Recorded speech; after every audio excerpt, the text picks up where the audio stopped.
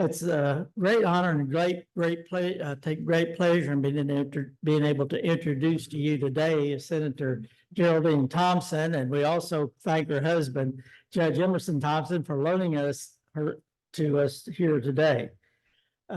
Senator Thompson, as you all really needs no introduction because she's just been so active in Central Florida and Central Florida community in all areas and done so many things that it's hard to list them all. But just a few things that she has done that we note that on November 2018, she was elected as the first female Democrat and person of color to serve the Florida House District 44.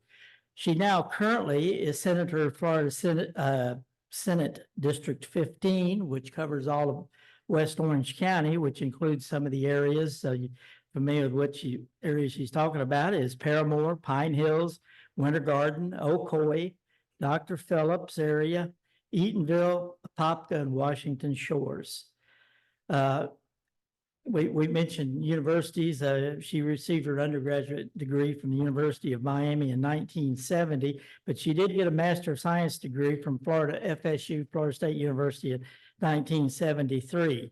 After receiving her master's degree, she spent 6 years in the Orange County Public School System as a teacher. After that, she spent the next 24 years working as an administrator for Valencia Community College. And during this time, one of the outstanding things, again, she did for the community was establishing a college outreach program. And the college outreach program, she was able to reach out to the low-income areas, and she enabled just thousands of the people from the low-income communities and disadvantaged students to reach their dream of going to college. And I think, again, it's just an example of what she's done in the community. And just another couple of things is she is a historian, which she brings in and couples the history of African Americans in Central Florida. And she's author of the book of Black Americans, Orlando, Florida. And I think most of us are familiar with the Wellsbelt Hotel just right across the street. And she was the one that led the way to preserve that as a landmark, and that was where many of the noteworthy people stayed in times past, such as Justice Thurgood Marshall. And today, the Wellsbelt Museum of African American History and Culture goes on as a well-known landmark type museum. So with this, let's all give Senator Geraldine Thompson a warm Rotary welcome. Good afternoon. I'm very happy to be with you today because when I was previously scheduled to be with you, I had COVID. And so today I'm healthy and enthusiastic and looking forward to what's ahead. Now, I don't know how long I'll be enthusiastic because the legislative session convenes Tuesday, which is January 9th. And so to give you an idea of what you might expect during the legislative session, I just want to highlight a few things. One of the major efforts this legislative session is going to be deregulating public schools. And depending on your point of view, that might be a good thing or not so good thing. Last legislative session, there was legislation that allowed anyone to request a voucher to attend a private school, a religious school, a charter school, whatever. So vouchers for everyone. And we called that the Tiger Woods bill, because conceivably, Tiger Woods could take an $8,000 voucher to support the education of his children. So need has nothing to do with it. It's just universal vouchers for everyone. And so this legislative session, there is a bill that has been introduced to supposedly bring public schools on par with private schools by deregulating public schools. Now, what does that mean? Well, it means that students who are in third grade, who are not reading on a third grade level, can be promoted to fourth grade. This is the parents' parental rights, and that's what is emphasized with regard to the charters, that you don't have to follow the curriculum of the public schools. You don't have to show any financial need to get a voucher. And we're going to see in public schools the fact that teachers don't have to be certified. In some of the schools, there were teachers who didn't have a high school diploma. They didn't have to have the same credentials. So the idea now is to deregulate public schools. And students will be able to graduate from high school without passing algebra or English. And as you heard in my introduction, I am a former academician, and I don't think we serve our students well by dumbing down requirements and presenting it as if it's deregulation. The proponents of this bill indicate that it is to remove the pressure of high stakes tests. So it's clothed in, I would say sheep's clothing, but that's how it's being presented, that it removes some of the testing pressure on children. So that piece of legislation is moving, and you might want to keep an eye on it. We also know that we will have a $114 billion budget. That is the one thing that legislators are required to do. Every year we have to pass a balanced budget. Unlike at the federal level, we cannot print money, we cannot borrow money, we can only spend what we have, and we have a revenue estimating commission that has already told us how much money is going to be available. And so you'll see some back and forth with regard to funding and budgetary issues. In terms of deregulation, this is not necessarily education, but there's a bill that's moving that indicates that 16 and 17-year-olds can work 30 hours a week. They can work before 6:30 a.m. and after 11 p.m., even though they have school the next day. And this is to address the worker shortage that we now have in the state of Florida. And these young people can do everything from working on scaffolding high in the air to dealing with all kinds of chemicals. And I think that is problematic.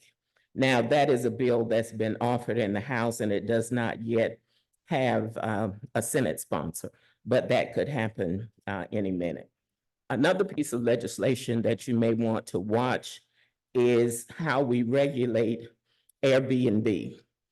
There is a bill now that would regulate how many people could be present in a structure that is now an Airbnb. There were rules at the local level that were put in place, and then the legislature preempted all of those rules. So now the legislature is coming back to revisit Airbnb. And as I said before, to look particularly at the number of guests in any one facility.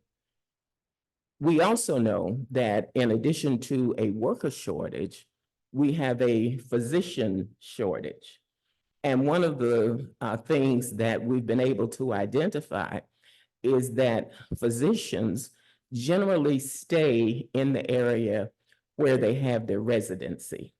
And so we will be allocating money to create $100,000 stipend for 700 individuals to create new residencies in the state of Florida, because we want the physicians to stay in Florida. And so we're willing to invest taxpayer money to make it attractive in terms of residencies.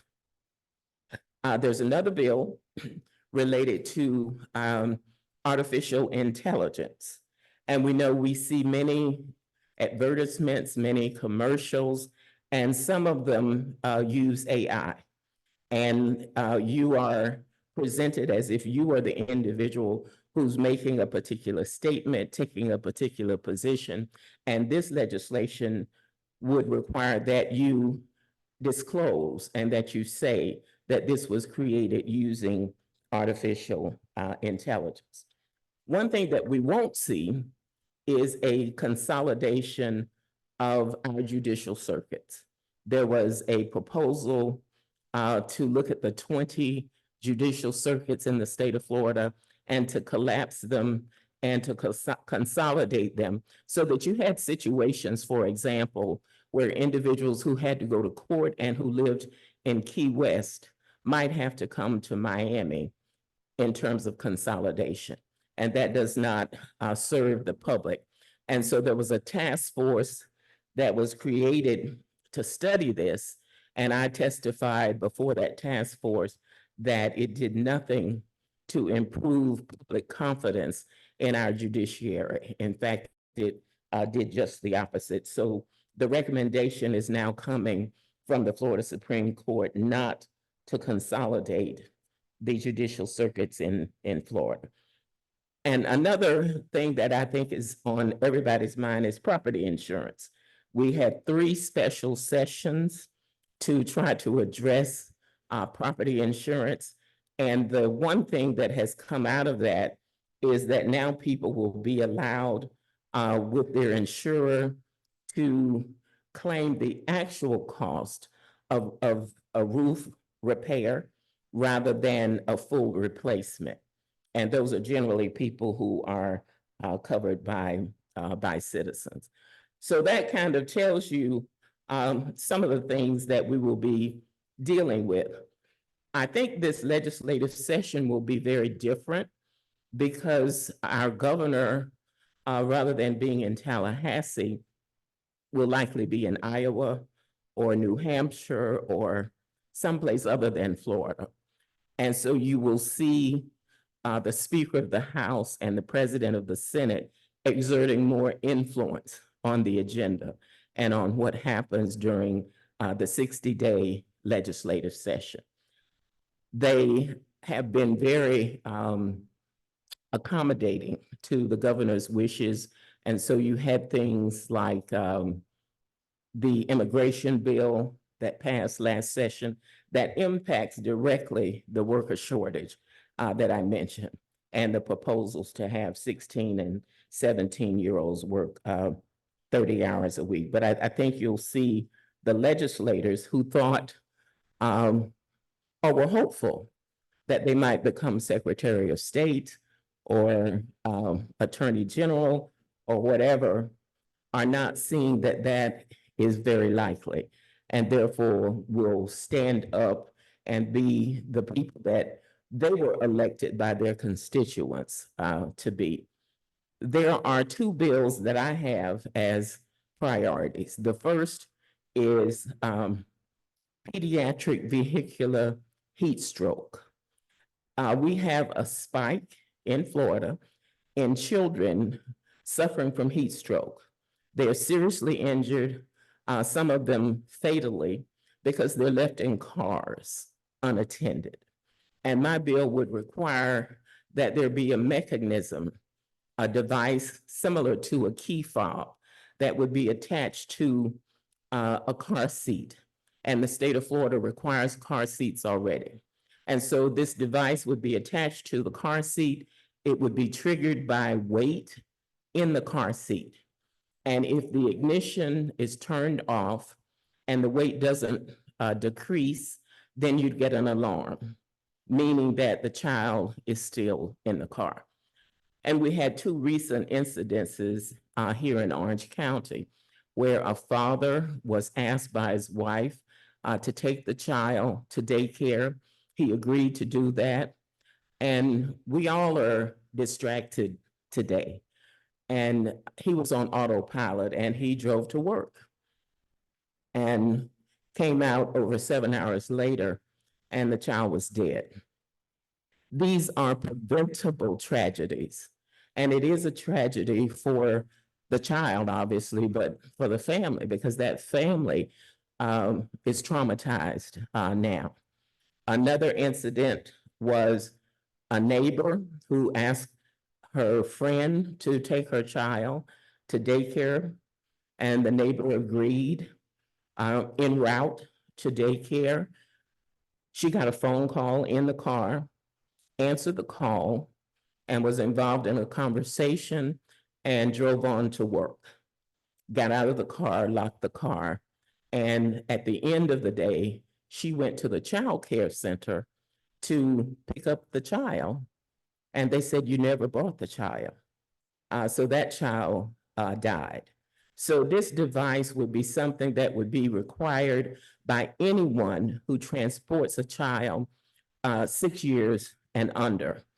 Newer cars now have an alarm mechanism, but this would capture older vehicles and prevent the unnecessary death of children. The device is about $20 to $25, so it will not be cost prohibitive. And I represent communities that you'd heard, some low income who would be able to afford this particular device. My second bill that's priority is trying to undo some of the things that were done in legislation that makes it much more difficult for people to vote. If you receive a vote by mail ballot, you've requested it, it comes to your house, and for whatever reason, you cannot return it yourself, the only person who can return that ballot for you is a person who is in your immediate family who lives in your household. Why? So some of those kinds of things. I was the originator of eliminating absentee ballots, which required that you give a reason, you show cause why you could not vote in person. And so my bill, and this has been 6 more years ago, allowed anybody to vote by mail. And so things have been put in place to curtail or to diminish the ability of people to vote by mail and a lot of other things. So that kind of gives you an overview of what we're going to be looking at. The $114 billion budget that we're going to be dealing with, some of the things that are priorities on the minds of some of the other legislators. I don't think we're going to be dealing with as many culture war issues. The transgender children, the drag queen shows, all of the things that we saw in the last legislative session. So hopefully we will be dealing with much more substantive issues, affordable housing, property insurance, the things that affect the lives of Floridians today. And at this point, I'd like to know what's on your mind so that before I leave to go to Tallahassee, I will know what's important to you, and I can respond to any questions that you might have. Have a question already? Yes. I think the thing that surprised me about what you said in total was your support of undocumented workers. To me, that is our biggest national shame. Those workers are typically mistreated, underpaid. And the only way that I see to correct that is to crack down on the use of undocumented workers and use only properly documented visiting workers. I agree that that's a major problem. And those people who come undocumented are hesitant to complain when they're mistreated, when they're underpaid or not paid at all, because they are under threat of deportation. And we all probably know that we have a law that requires that employers use E-Verify to determine that this is a person in the country legally and to establish a path to citizenship, but we've not been enforcing that. So the businesses have to be willing to be part of the solution rather than part of the problem. Because people don't come to Florida or to the United States for that matter to loll on the beach. They come to work. And if the employers did not hire them, they would not come. And so I agree with you, that's an issue, but the business owners have to be part of that solution. Senator, I have a question. Can you explain why the governor has refused two major grants from the federal government? I know enough to be dangerous on it, but I know there are two programs that the governor has refused to take federal money. Do you understand what's going on? A lot of it has to do with politics and not wanting to have Joe Biden and the Biden administration look successful. And so there has been a refusal to accept money focused on solar energy, where Floridians could have gotten a write-off, a rebate for solar energy, but that was rejected by the governor. I'm told that he may be rethinking that. I don't know, but we all probably remember when Florida was in line to receive funding for high-speed rail. And the route was from Orlando to Tampa. And our governor at the time was Rick Scott, who refused those dollars. And the money did not go back into the general treasury. It went to other states who did accept the money. So Florida became a donor state for other states that wanted high-speed rail. And so now through Brightline and some other private investments, we're looking at hopefully bringing rail, because we're not going to be able to pave our way out of this problem. We can't add enough lanes, so we're going to have rail. But yes, funds that were intended for Floridians was refused by the governor.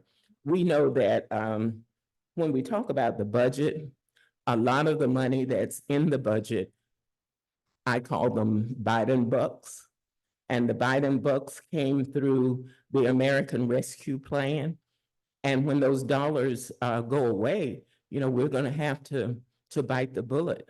And so the political decision not to accept federal money, and let me just say, it's not the federal government's money, it's your money. Every April 15th, you know, we're all required to pay federal income taxes. So it's your money. And if you don't bring your money back to your state to benefit your citizens, other states will capitalize on it. Thank you, Senator. I meant to mention in Happy Dollars that I applaud you for shutting down the nomination of Renatha Francis. And as a result, we got Jamie Grosshands into the Supreme Court, former Orange County judge. I appreciate your efforts to that end. Thank you. I believe, just as I said, with regard to teachers who are not certified and who are not the best qualified people, that we need, wherever we can find really good talent, we need to put those people in places where they make the decisions. And in the case of Renatha Francis, the Constitution says that no one who has not been a member of the Florida Bar for 10 years or more is eligible to serve at the appellate level, including the Florida Supreme Court. And so when I saw that nomination and realized that she was almost a year away from meeting that qualification, I filed a lawsuit, and she was not, the Supreme Court of Florida ruled that she was not eligible to serve at that time. And so you have to make sure that everybody plays by the same rules. I think we're all subject to the law, including the governor. And so I took that stand, even though it meant that some of members of my caucus, for example, members of the Black caucus, said, well, she's Black and we ought to be supporting her. She was Black and unqualified, so I could not support her. And so sometimes you have to take a position even if you have to stand alone. That's what I believe.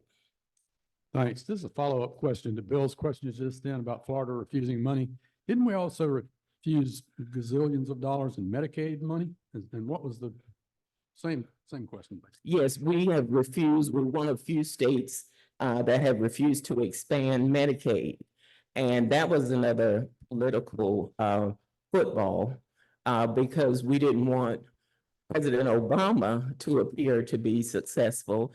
And that program was called Obamacare. And at the time I said, well, I'm glad somebody cares. So we had Obamacare and people are benefiting from it. We had a declared emergency under COVID where we expanded the eligibility for Medicaid. And there were many, many people who took advantage of Medicaid. And I want to say from a business standpoint that there are many employers who are paying health insurance for their workers who could be covered under Medicaid if we expanded it. So yes, we have refused and sent back billions of dollars for expanding Medicaid. And what that means is that a family of four, if you make $25,000 a year, you qualify. But if you make $30,000, you don't. So we're still talking about the working poor. And we're one of the few states that has refused to expand Medicaid. Yeah, that happens quite a bit. I've got my own CPA firm, and it's amazing how a cutoff here, the other person gets nothing, and I'm like, this should be phased in or whatever. I wanted to ask you about the deregulation on education, just because obviously I can tell your position on it, but is there anything positive about this bill that you see? I mean, it can't be all bad. I mean, there's got to be something there. I mean, even both sides generally mean something good in each of the bills they do. Well, it will address the teacher shortage that we have. You'll have more people in the classroom.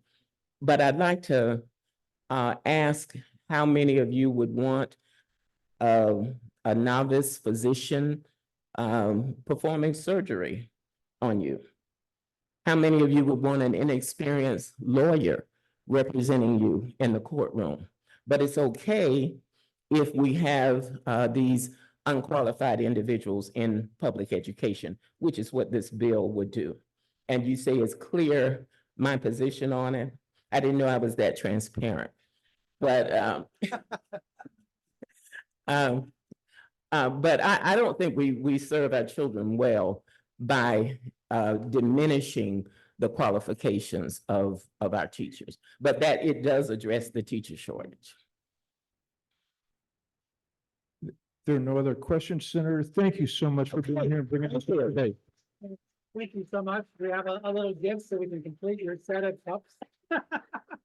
Thank you so much. It's great to hear straight from the floor.